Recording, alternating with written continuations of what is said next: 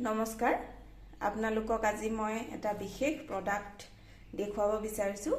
এই সত্যবেদাৰ উপটান পাউডাৰ অৰ্থাৎ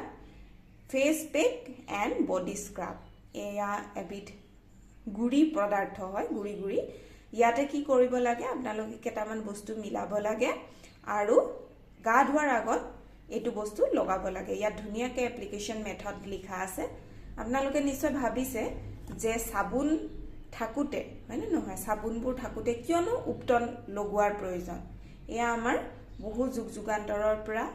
আয়ুৰ্বেদত এইবোৰৰ ব্যৱহাৰ লিখা আছে আৰু স্পেশালি আপোনালোকে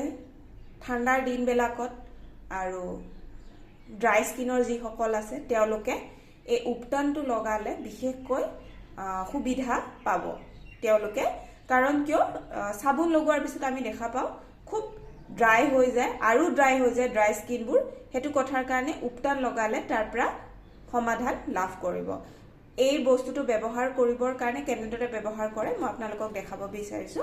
এয়া মই অলৰেডি এটা পেক তৈয়াৰ কৰিছো ইয়াতে মই কি দিছো এই উপটন পাউডাৰৰ 2 চামুচ তাৰ লগত মই দিছো 2 চামুচ গাখীৰ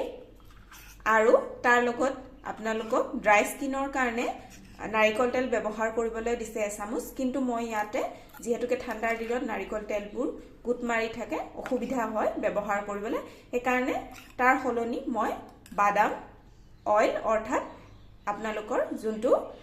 এলমন্ড অইল পিওৰ এলমন্ড অইল হেতু ব্যৱহাৰ কৰিছো আপোনালোকে যদি এলমন্ড অইল নাথাকে তেতিয়া হলে আপোনালোকে যিকোনো কোল্ড প্ৰেছ 100% পিওৰ অৰ্থাৎ এই আপোনালোকে চাব পাৰে যে কোল্ড প্ৰেছ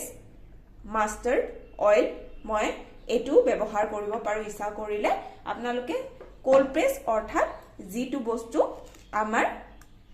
মেচিনত নবনায় অৰ্থাৎ এই তেলবোৰ সাধাৰণতে কি ধৰণে বনায় যে কাঠৰ বাচনত চেপি গুৰি কৰে যাতে ইয়াৰ আসল যোনটো গুণাগুণ সেই বস্তুটো নষ্ট নহয় হেতু কথাৰ কাৰণে মই আজি আপোনালোকক এটু দেখুৱাব বিচাৰিছো আজি কিছু দিনৰ পৰা মই এটু ব্যৱহাৰ কৰি আছো খুবেই ভাল পাইছো লগাই পেলে কাৰণ লগোৱাৰ পিছত স্কিনখন ড্ৰাই হৈ নাযায় খুব সফা হয় আৰু লগতে এটা উজ্জ্বলতা আনে ধন্যবাদ